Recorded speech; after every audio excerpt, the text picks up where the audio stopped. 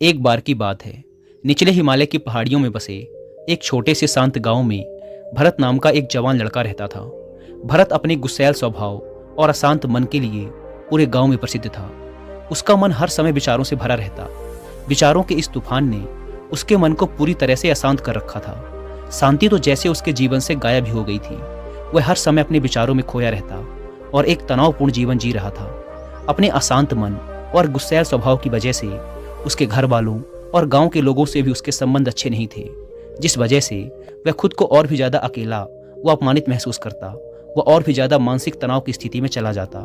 एक दिन की बात है, भरत अपने गांव के बाहर की गलियों में टहल रहा था कि तभी उसका सामना एक बूढ़े बौद्ध भिक्षु से हुआ, जो कि एक पेड़ के नीचे ध्यान की अवस्था में बैठे हुए थे।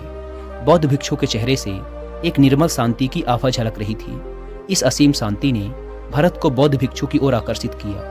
जब भरत बौद्ध भिक्षु के निकट पहुंचा तो उसने उनके चारों तरफ एक सकारात्मक ऊर्जा का अनुभव किया। भरत को यह महसूस हुआ कि इस अद्भुत शांति और असीम सकारात्मक ऊर्जा का स्रोत कहीं न कहीं बौद्ध भिक्षु के भीतर ही है। इसीलिए वह वहीं बैठकर उनके आंख खुलने का इंतजार करने लगा। थोड़ी देर बाद जब बौद्ध भिक्षु ने अपनी आंखें खोली तो उन्होंने अपने सामने एक जवान लड़के को बैठा पाया, जो कि काफी तनावग्रस्त और नकारात्मक भावनाओं से भरा हुआ लग रहा था। भरत ने बौद्ध भिक्षु की ओर लालसा भरी नजरों से देखा और बड़े सम्मानपूर्वक कहा, मुनिवर, मेरा मन बहुत अशांत है। मेरे मन के विचार मुझे खाए जा रहे हैं। मैं एक क्षण के लिए भी शांति का अनुभव नहीं कर पा रहा हूँ। क्या आप मुझे सिखा सकते हैं कि मैं अपने इस अशांत मन को शांत कैसे कर सकता हूँ? बौद्ध भिक्षु ने भरत के दर्द को समझते हुए उसकी ओर दया भरी नजरों से देखा और कहा, मेरे प्यारे बच्चे, मैं तुम्हें एक कहानी सुनाना चाहता हूँ। इस कहानी में मानसिक शांति और खुशहाली के रहस्य छुपे हुए हैं। क्या तुम इस कहानी को सुनना चाहोगे?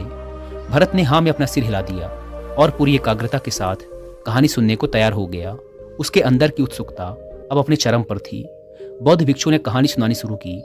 बहुत समय पहले की बात है।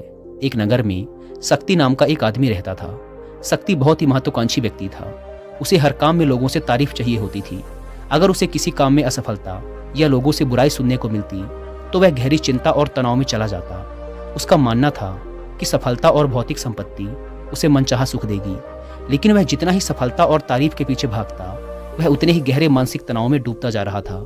लेकिन एक दिन अचानक ही शक्ति का सामना उस समय के एक बहुत ही प्रसिद्ध बौद्ध भिक्षु से हुआ, जिनका नाम था महाकौशक। महाकौशक अपने हजारों शिष्यों को ध्यान साधना की शिक्षा दिया करते थे और वो खुद भी एक बहुत ही बड़े ध्यानी और आत्मज्ञानी व्यक्ति थे। महाकौशक की अद्भुत एकाग्रता और स्थिर शांत चित्त से प्रभावित होकर शक्ति ने उनसे अपने भटकते मन को शांत करने का तरीका जानना चाहा। शक्ति ने कहा, भंते, मैं हमेशा सफलता के पीछे भागता रहता हूँ और लगातार और भी अधिक पाने के लिए प्रयास करता रहता हूँ, फिर भी मुझे कोई स्थायी संतोष या आत्मसंतुष्टि नहीं मिलती। इस निरंतर बेचैनी के बीच मुझे शांति कैसे मिल सकती है? भिक्षु महाकौशक ने शक्ति की ओर करुणा भरी नजरों से देखा और उत्तर दिया, तुम्हारा मन एक अशांत नदी की तरह है, जो हमेशा बहता और दौड़ता रहता है, कभी भी स्थिर नहीं रह पाता। अपने अशांत मन को शांत करने के लिए तुम्हें अपने विचारों को बिना किसी रुकावट के जाने देने की कला सीखनी पड़ेगी। शक्ति हैरान था। उसने कहा, लेकिन मैं विचारों को कैसे जाने दे सकता हूँ? आखिर मैं भी तो अपनी इच्छाओं और महत्वाकांक्षाओं से जुड़ा हुआ हूँ। यह सुन भिक्षु महाकौशक मुस्कुराए और बोले, कल्पना करो कि तुम्हारे हाथ में पानी से भरा एक गिलास है। अब तुम जितनी देर तक इसे पकड़े रहोगे, यह उतना ही भारी होता चला जाएगा, और अगर तुम काफी लंबे समय तक इसे पकड़ के रखते हो तो तुम्हारे हाथ में दर्द होना शुरू हो जाएगा।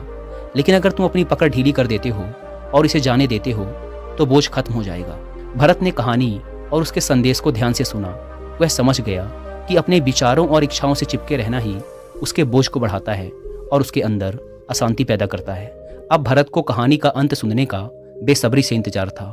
बौद्ध भिक्षु ने कहानी को जारी रखते हुए कहा, शक्ति ने बौद्ध भिक्षु महाकौशक की सलाह को मानते हुए विचारों को जाने देने का अभ्यास करना शुरू कर दिया। वह अपने विचारों और भावनाओं को बिना किसी पूर्व निर्णय के बस आते और जाते हुए देखता। अब उसने विचारों को पकड़ना छोड़ दिया था।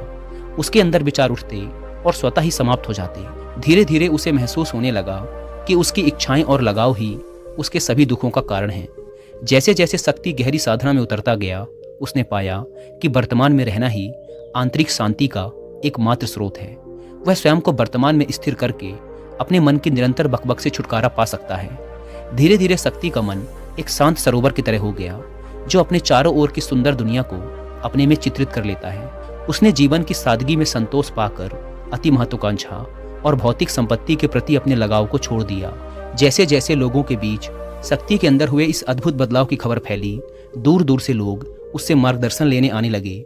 वह लोगों को विचारों को मुक्त करने की कला सिखाकर और स्वयं के भीतर शांति पाने का मार्गदर्शन देकर लोगों के बीच शांति और ज्ञान का प्रकाश स्तंभ बन गया। दोस्तों, मैं यहाँ पर आपको एक रिलेवेंट ऑडियो बुक भी रिकमेंड करूंगा जिसका नाम है the mindful way to a clear mind, जिसे आप हिंदी में भी सुन सकते हैं कुकू एफएम ऐप पर। यह ऑडियो बुक हमें जिंदगी को माइंडफुल तरीके से जीना सिखाती है और साथ ही ये भी बताती है कि हमारा माइंड कैसे काम करता है और हम कैसे खुद को बेवजह की चिंता, डर और तनाव से बाहर रखकर एक हैप्पी और फुलफिलिंग लाइफ जी सकते हैं। और जिन्हें कुकू एफएम के बारे में नहीं पता, यह इंडिया का सबसे बड़ा ऑडियो शो प्लेटफॉर्म है जहां पर 2.5 मिलियन से भी ज़्यादा एक्टिव पेड सब्सक्राइबर्स हैं जो कि हर दिन 1.5 लाख घंटे से भी ज़्यादा का कंटेंट कुकू एफएम पर सुनते हैं। और इसमें हर महीने 4200 घंटों का न्यू कंटेंट भी अपलोड कर दिया जाता है। साथ ही इसका यूजर इंटरफेस एंड फीचर्स भी ईजी टू यूज़ हैं। आप ऑडियो सोर्स को सुनते हुए उनके नोट्स भी बना सकते हैं और सोते समय ऑडियो सोर्स को सुनने के लिए इसके स्लिप टाइमर फीचर का यूज़ कर सकते हैं। इस प्लेटफॉर्म का मंथली सब्सक्रिप्शन पड़ता है 99 रुपीज़ का, लेकिन अगर आप यूज़ करते हैं कूपन कोड WI50 तो आपको इसके फर्स्ट मंथ के सब्सक्रिप्शन पर मिलेगा सीधा 50% का डिस्काउंट, यानी ये आपको पड़ेगा 99 की बजाय सिर्फ 49 रुपीज़ का। इस ऐप को डाउनलोड करने की link description and first comment पर मिल जाएगी।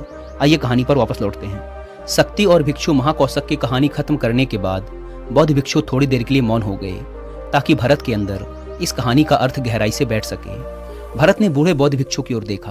अब उसकी आंखों में एक नई समझ दिखाई पड़ रही थी।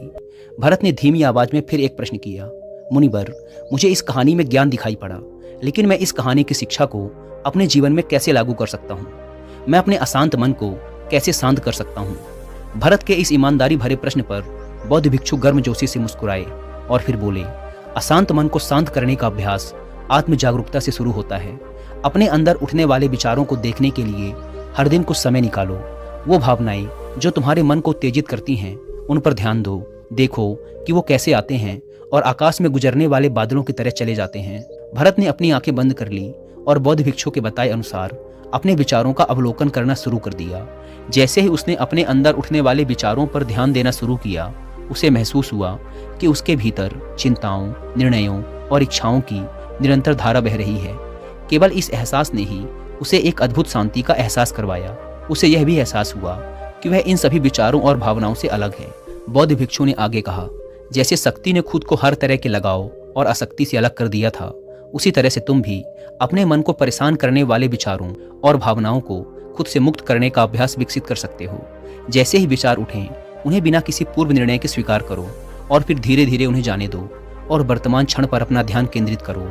लेकिन मुनिवर, भरत ने बीच में ही रोकते हुए कहा, क्या होगा अगर विचार और भावनाएं इतनी मजबूत हैं कि वो बनी रहें और मन को छोड़ने से ही इनकार कर दें? बौद्ध भिक्षु ने भरत की बात पर सहमति जताते हुए सिर हिलाया और कहा, ऐसे कई मौके आएंगे जब तुम्हारे मन में विचारों का बवंडर चल रहा होगा, जब तुम्हारा मन तुम्हारी बिल्कुल भी नहीं सुनेगा। तो ऐसे समय में तुम्हें अपनी सांसों की ताकत पर विश्वास रखना होगा। बौद्ध भिक्षु ने एक बार फिर भरत को अपनी आंखें बंद करके अपने पेट के फूलने और पिचकने को महसूस करते हुए अपनी सांसों पर ध्यान केंद्रित करने के लिए कहा। बौद्ध भिक्षु ने समझाते हुए कहा, जब भी तुम्हारा मन उत्तेजित और अशांत हो तो तुरंत अपनी सांसों पर लौट आओ। सांसों की नियमित गति तुरंत तुम्हें वर्तमान के क्षणों में वापस खींच लाएगी और एक शांति का एहसास करवाएगी। भरत ने कुछ देर तक बौद्ध भिक्षु के निर्देशानुसार अपनी आती जाती सांसों पर ध्यान केंद्रित करने का अभ्यास किया। इस छोटे से अभ्यास ने उसे अपने मन की शांति और स्थिरता का एक क्षणिक अनुभव करवाया। उसे समझ आ गया कि यह सांसें तो हमेशा उसके साथ थी, जो वर्तमान क्षण की निरंतर याद दिलाती हैं, सांत्वना और शांति प्रदान करती हैं। भरत की इस प्रगति को देख बौद्ध भिक्षु मंद मंद मुस्कुराए और बोले, मेरे प्यारे भरत, अशांत मन को शांत करना एक ऐसा अभ्यास है जिसके लिए धैर्य और मजबूत इच्छा शक्ति की जरूरत होती है। जैसे निरंतर व्यायाम से मांसपेशियां मजबूत होती हैं, वैसे ही नियमित अभ्यास से मन भी शांत होता है। भरत ने स्वीकृति में अपना सिर हिलाया और इस अनमोल मार्गदर्शन के लिए बौद्ध भिक्षु का धन्यवाद करते हुए उन्हें यह वचन दिया कि मैं आज से ही अपने मन को शांत करने, आसक्तियों को छोड़ने और अपने भीतर शांति पाने की इस यात्रा पर निकल पड़ूंगा। बौद्ध भिक्षु ने भरत के कंधे पर हाथ रखा और कहा, मुझे तुम्हारी काबिलियत पर पूरा भरोसा है। कि तुम बहुत ही जल्द अपने मन की शांति को खोज लोगे। लेकिन याद रहे, यह रास्ता इतना आसान नहीं होगा, लेकिन अगर तुम दृढ़ इच्छा शक्ति और खुले दिल से प्रयास करोगे तो तुम जरूर उस शांति को खोज लोगे जो तुम्हारे भीतर है। उस दिन से भरत ने अपने अशांत मन को शांत करने के अभ्यास के लिए खुद को प्रतिबद्ध किया और हर दिन ध्यान करने के लिए एक अलग समय निर्धारित किया। उसने अपने मन में उठने वाले विचारों को बिना किसी रोक टोक के जाने दिया और अपनी श्वास के माध्यम से खुद को वर्तमान में रखने का प्रयास किया। धैर्यपूर्वक अभ्यास करते हुए समय के साथ भरत ने खुद के अंदर गहन परिवर्तन का अनुभव किया। जैसे जैसे साल बीतते गए, भरत को गांव में शांति और ज्ञान के स्रोत के रूप में जाना जाने लगा। गांव के लोग अपने अशांत मन को शांत करने के लिए भरत के पास मार्गदर्शन लेने आते। भरत ने जीवन की भागदौड़ के बीच दूसरों को आंतरिक शांति पाने में मदद करते हुए बौद्ध भिक्षुओं की शिक्षाओं और आत्म जागरूकता की शक्ति को साझा किया। इसके साथ ही उसने लोगों को अपने विचारों को मुक्त करने और श्वास पर ध्यान केंद्रित करने की कला सिखाई। इस तरह वह गांव काफी फला फूला। वहां के निवासियों ने एक स्थिर और शांत मन के अमूल्य उपहार की खोज की। बौद्ध भिक्षुओं की शिक्षाओं और भरत के द्वारा कराए जा रहे अभ्यास के माध्यम से विचारों को जाने देने और वर्तमान में रहने की कला दूर दूर तक फैल गई, जिसने कई लोगों के जीवन को बदल कर रख दिया। जैसे जैसे और समय बीता, अशांत मन को शांत करने की भरत की यात्रा का एक जोरदार प्रभाव उसके गांव की सीमाओं के बाहर भी फैला। पड़ोस के गांवों और शहरों के लोग जब भरत के इस जादुई बदलाव की कहानी सुनते तो वह उससे सलाह लेने उसके पास चले आते। भरत उन लोगों के लिए आशा की किरण बन चुका था जो अपने मन के बोझ तले खुद को दबा हुआ महसूस कर रहे थे। भरत की शिक्षाएं सिर्फ सामूहिक प्रवचनों और ध्यान सत्रों तक ही सीमित नहीं थी, बल्कि वह रोजमर्रा के कामों को जागरूकता के साथ करने पर ज्यादा जोर देते थे। वह लोगों को याद दिलाते थे कि अपने विचारों और भावनाओं के प्रति जागरूक बनो। तुम दिन भर क्या बोलते हो, आसपास घटने वाली घटनाओं पर कैसी प्रतिक्रिया देते हो, इस पर ध्यान दो। हर एक काम को पूरी जागरूकता के साथ करो। जब भोजन करो तो हर एक निवाले के स्वाद का आनंद लो। जब सूरज की रोशनी में खड़े हो तो उसके किरणों की गर्मी को महसूस करो। लोगों की बातों को पूरे ध्यानपूर्वक सुनो और समझो। ये सभी छोटे छोटे बदलावों ने लोगों के जीवन में चमत्कारिक परिवर्तन ला दिए। भरत की शिक्षाओं से लोगों ने जाना कि जीवन का आनंद और खुशी तो वर्तमान के पलों को जीने में है। दोस्तों, इसी के साथ यह कहानी खत्म होती है। उम्मीद करता हूँ कि आपको इस वीडियो से काफ़ी कुछ सीखने को मिला होगा।